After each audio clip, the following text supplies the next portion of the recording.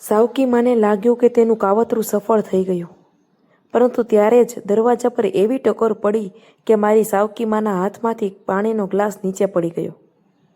હું એ સમયે મારા રૂમમાં ઊભી હતી. મને સમજાતું નહોતું કે અચાનક તેને આટલો ડર કેમ લાગી ગયો. થોડીવાર પહેલાં સુધી તો એ મને ઘરની બહાર કાઢી મૂકવાની વાત કરી રહી હતી, અને હવે એ દરવાજા તરફ એવી રીતે જોઈ રહી હતી જાણે બહાર કોઈ માણસ નહીં પરંતુ તેનું વર્ષો જૂનું રહસ્ય ઊભું હોય. મને ત્યારે ખબર નહોતી કે એ દરવાજાની બહાર ઊભેલી વ્યક્તિ મારી જિંદગીનો સૌથી મોટો સત્ય લઈને આવી હતી. પણ આ બધું શરૂ ક્યાંથી થયું એ જાણવા માટે મને તમને 5 વર્ષ પાછળ લઈ જવા પડશે. મને આજે પણ એ સવાર યાદ છે. હું 16 વર્ષની હતી. મારી મમ્મી મને નાની હતી ત્યારે જ છોડીને જતી રહી હતી. મમ્મી પછી મારા માટે આખી દુનિયા મારા પપ્પા જ હતા. હું પપ્પાને બહુ પ્રેમ કરતી હતી. પપ્પા પણ મને ખૂબ પ્રેમ કરતા. પણ જ્યારે મારા પપ્પાએ બીજા લગ્ન કર્યા ત્યારે મને લાગ્યું હતું કે કદાચ મારી જિંદગીમાં ફરીથી એક માં આવશે. મને લાગ્યું હતું કે હવે હું પણ બીજી છોકરીઓની જેમ કોઈને મમ્મી કહીને મારી નાની મોટી વાતો કરી શકીશ. શરૂઆતમાં મારી સાવકી માએ મને ખૂબ પ્રેમ કરતી. તે મને વાળ ઓળી આપતી, મારા માટે નાસ્તો બનાવતી, રાત્રે મારી પાસે બેસીને વાતો કરતી. એક દિવસ મેં તેને પૂછ્યું હતું, શું હું તમને મમ્મી કહી શકું? તેણે મારા માથા પર હાથ ફેરવીને કહ્યું, હા, હું જ તારી મમ્મી છું. એ દિવસ હું આખી રાત ખુશ રહી હતી. મને લાગ્યું હતું કે ભગવાને મારી પાસેથી મારી સાચી મમ્મીને લઈ લીધી હતી, પણ હવે મને બીજી મમ્મી આપી છે. મને શું ખબર હતી કે એ જ વ્યક્તિ એક દિવસ મને એ જ ઘરમાં પારકી બનાવી દેશે. થોડા સમય પછી મારા સાવકા ભાઈનો જન્મ થયો. એ દિવસ મારા માટે પણ ખુશીનો હતો. હું મારા ભાઈને પહેલી વાર જોયો ત્યારે મને ખૂબ પ્રેમ આવ્યો. મેં તેને હાથમાં લઈને કહ્યું, મારો નાનો ભાઈ. મારી સાવકી માં હસતી હતી, પણ મારા ભાઈના જન્મ પછી ધીમે ધીમે બધું બદલાઈ ગયું. પહેલાં મારી સાવકી માં મને કહેતી, બેટા આરામ કરી લે. હવે કહેતી, તું આખો દિવસ કરે છે શું? આટલું કામ પણ નથી થતું. પહેલાં હું સ્કૂલથી આવતી ત્યારે મારી માટે નાસ્તો તૈયાર રહેતો. હવે હું સ્કૂલમાંથી આવું એટલે રસોડામાં વાસણો મારી રાહ જોઈ રહ્યા હોય. હું થાકી ગઈ હોઉં તો પણ મને બેસવા દેવામાં આવતું નહીં. પહેલાં રસોડું સાફ કર, પછી કપડાં ગોઠવ, પછી તારા ભાઈને ખવડાવ, અને હા, સાંજે ચા પણ તારે જ બનાવવાની છે. હું ક્યારેક ચૂપચાપ પૂછતી, મમ્મી, હું થોડું ભણી લઉં? તો તરત જ જવાબ મળતો, તારા ભણવાથી ઘર ચાલવાનું છે. એ વાત મને અંદરથી ખૂબ દુઃખ આપતી, કારણ કે મને ભણવું હતું, મારે કંઈ બનવું હતું, અને મારા પપ્પા પણ એવું જ ઈચ્છતા હતા. પણ હું પપ્પાને કંઈ કહેતી નહોતી. મને ડર હતો, જો પપ્પાને મારી સાવકી માં વિશે ખબર પડી છે તો ઘરમાં ઝઘડો થશે, અને હું મારા પપ્પાને વધુ દુઃખી કરવા માંગતી નહોતી.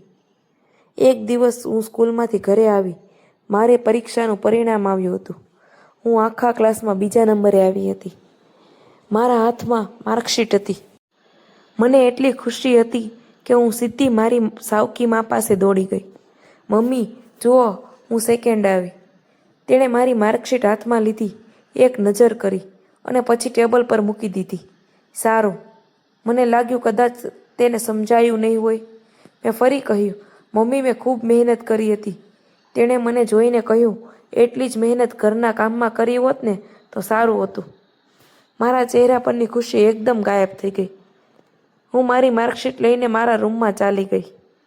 દરવાજો બંધ કર્યો અને પહેલી વાર મને લાગ્યું કદાચ હું આ ઘરમાં ખરેખર કોઈની નથી.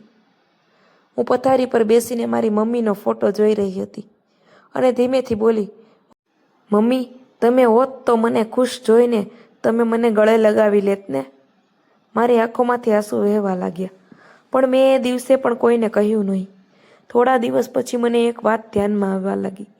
મારા પપ્પા ઘરમાં હોય ત્યારે મારી સાવકીમાં મારી સાથે ખૂબ પ્રેમથી વાત કરતી. આર્યા બેટા, જમવા બેસ. આર્યા, તું થાકી ગઈ હશે. આર્યા, તારા માટે દૂધ ગરમ કરું? પણ પપ્પા બહાર જાય એટલે તેનો સ્વર બદલાઈ જતો. એક દિવસ તેણે મારી સામે જ કહ્યું, તારા પપ્પા સામે બહુ નાટક કરવાની જરૂર નથી. હું ચોંકી ગઈ.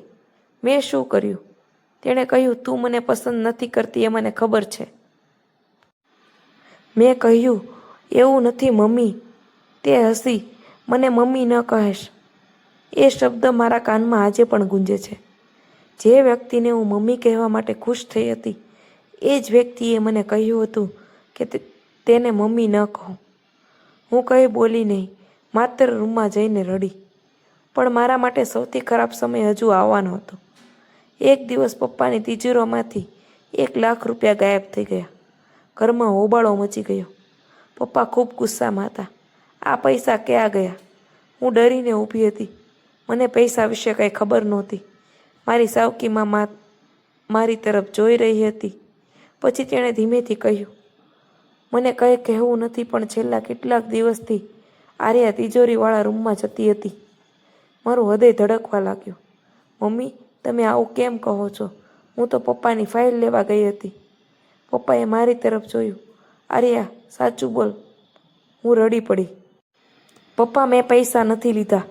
મારી સાવકીમાં તરત જ રડવા લાગી. મનોજ, હું તો આ ઘરની શાંતિ માટે ચૂપ છું. પપ્પા તેની તરફ જોયું. તું શું કહેવા માંગે છે? તેણે કહ્યું, કદાચ આર્યાને પૈસાની જરૂર હશે. મને એ સાંભળીને એવું લાગ્યું જાણે કોઈએ મારા હૃદય પર છરી મારી હોય. હું મારા પપ્પાની સામે હાથ જોડીને ઊભી રહી.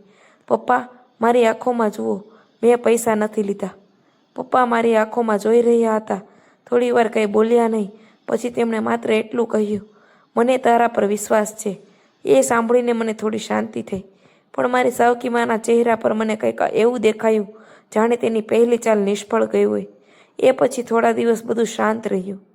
પરંતુ એક રાત્રે મને એક અજાણ્યા નંબર પરથી મેસેજ આવ્યો, જો તારા પપ્પાને બચાવવા હોય તો આજે રાત્રે જૂના વેરહાઉસમાં આવ. મારા હાથ ઠંડા પડી ગયા. મેસેજ સાથે પપ્પાની એક તસવીર હતી. મને કંઈ સમજાયું નહીં, પણ મને લાગ્યું કે પપ્પા કોઈ મુશ્કેલીમાં છે. હું ઘરમાંથી ચૂપચાપ બહાર નીકળી. મને શું ખબર હતી કે કોઈ મને ત્યાં મોકલવા માટે જ આ બધું કરી રહ્યું હતું. જૂના વેરહાઉસમાં પહોંચતા જ દરવાજો પાછળથી બંધ થઈ ગયો. હું ગભરાઈ ગઈ. કોણ છે? અંધારામાંથી એક માણસ બહાર આવ્યો. તેણે કહ્યું, તને અહીંયા આવવાનું કોણે કહ્યું? મેં કહ્યું, મને મેસેજ આવ્યો હતો. એ માણસ કંઈ બોલવા જતો હતો ત્યાં જ બહાર પોલીસની સાયરન વાગી. મને કંઈ સમજાયું નહીં. પોલીસ અંદર આવી અને બીજા જ દિવસે મારા પર આરોપ મુકાયો કે હું પપ્પાના પૈસા લઈને ભાગી રહી હતી. મારા પગ નીચેથી જમીન સરકી ગઈ. હું પપ્પાની સામે ઊભી હતી. મેં કંઈ કર્યું નથી. પપ્પાની આંખોમાં આંસુ હતા, પણ તેમની પાછળ મારી સાવકીમાં ઊભી હતી અને તેના ચહેરા પર મને પહેલીવાર એક અજીબ સંતોષ દેખાયો. એ દિવસે હું સમજી ગઈ, આ બધું અકસ્માત નહોતું. મારી સામે કાવતરું રચવામાં આવ્યું હતું. મને ઘર છોડવું પડ્યું. જતાં પહેલાં હું પપ્પા પાસે ગઈ. હું કંઈ બોલી શકતી નહોતી. માત્ર એટલું કહ્યું, પપ્પા, એક દિવસ તમને બધું સમજાશે. પપ્પાએ મને રોકવાનો પ્રયત્ન કર્યો, પણ હું ચાલી ગઈ. મારી પાસે પૈસા નહોતા, કોઈ ઓળખાણ નહોતી. મારી પાસે માત્ર એક નાની બેગ હતી અને મારી મમ્મીનો ફોટો. એ રાત્રે હું એક અજાણ્યા શહેરના બસ સ્ટેન્ડ પર બેઠી હતી. મને ભૂખ લાગી હતી, આંખોમાં આંસુ હતા અને દિલમાં માત્ર એક જ પ્રશ્ન હતો, શું ખરેખર હું એટલી ખરાબ છું કે મારા પોતાના પપ્પાએ પણ મારી વાત પર વિશ્વાસ ન કર્યો? હું રડતી રડતી મારી મમ્મીનો ફોટો હાથમાં લીધો. મમ્મી, હું હારી નથી જવાની. એ મારી જિંદગીનો સૌથી મોટો નિર્ણય હતો. આગળના 5 વર્ષમાં મેં ઘણું સહન કર્યું. મેં નાની નોકરીથી શરૂઆત કરી. દિવસે કામ કરતી, રાત્રે ભણતી. ઘણા દિવસ પેટ ભરાય એટલા પૈસા પણ નહોતા. પણ હું પાછી ફરી નહીં, કારણ કે મારા દિલમાં એક વાત હતી. મારા પપ્પાને સત્ય બતાવવું હતું. 5 વર્ષ પછી હું પાછી મારા શહેરમાં આવી. પણ આ વખતે હું એ ડરેલી છોકરી નહોતી. હું મારા પગ પર ઊભી થઈ ગઈ હતી. મારી પાસે પુરાવા હતા. મને એ વાત પણ ખબર પડી ગઈ હતી કે મારા ઘરેથી પૈસા કોણે ચોર્યા હતા. અને સૌથી મોટું, મારી સાવકીમાં મારા પપ્પાની મિલકત પોતાના દીકરાના નામે કરાવવા જઈ રહી હતી. હું એ દિવસે મારા જૂના ઘરના દરવાજા સામે ઊભી હતી. મારા હાથ ધ્રુજી રહ્યા હતા. 5 વર્ષ પછી હું મારા ઘરમાં પાછી જવાની હતી. મેં દરવાજો ખખડાવ્યો. દરવાજો ખુલ્યો અને સામે મારી સાવકી માં હતી. તેણે મને જોયો અને તેનો ચહેરો સફેદ પડી ગયો. મેં ધીમેથી કહ્યું, મમ્મી, મને ઓળખી નહીં? તેના હાથમાંથી ગ્લાસ નીચે પડી ગયો. મારા પપ્પા અંદરથી દોડીને આવ્યા. તેમણે મને જોઈ અને માત્ર એક જ શબ્દ બોલ્યા, આર્યા? હું પપ્પાને જોઈને રડી પડી, પણ હું તરત જ તેમને ગળે મળી નહીં, કારણ કે મારા દિલમાં 5 વર્ષનું દુઃખ હતું.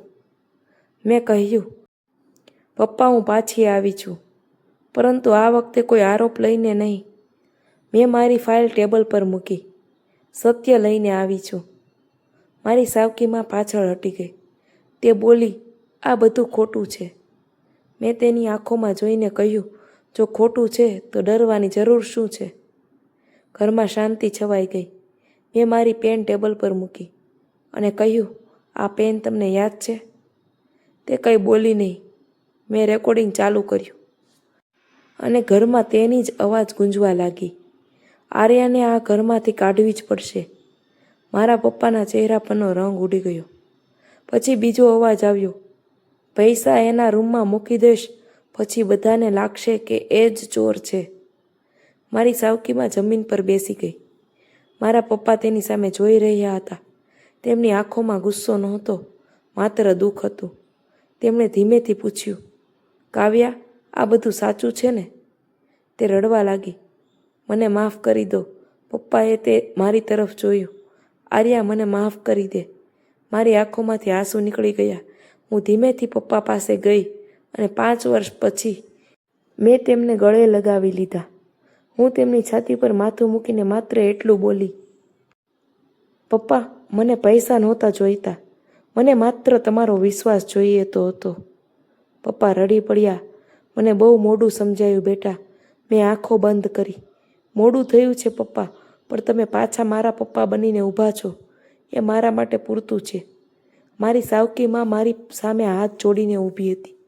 આર્યા, મને માફ કરી દે. હું થોડીવાર ચૂપ રહી. પછી મેં કહ્યું, હું તમને માફ કરું છું. તેના ચહેરા પર આશા આવી. પણ મેં આગળ કહ્યું, પણ હું જે સહન કર્યું એ ભૂલી નહીં શકું, કારણ કે માફીનો અર્થ ભૂલી જવું નથી હોતો. ક્યારેય માફી એટલા માટે આપવામાં આવે છે કે આપણે બીજા માણસના અત્યાચારને કારણે આખી જિંદગી અંદરથી કડવા ન બની જઈએ. હું એ ઘર છોડીને ફરી ક્યારેય ગઈ નહીં.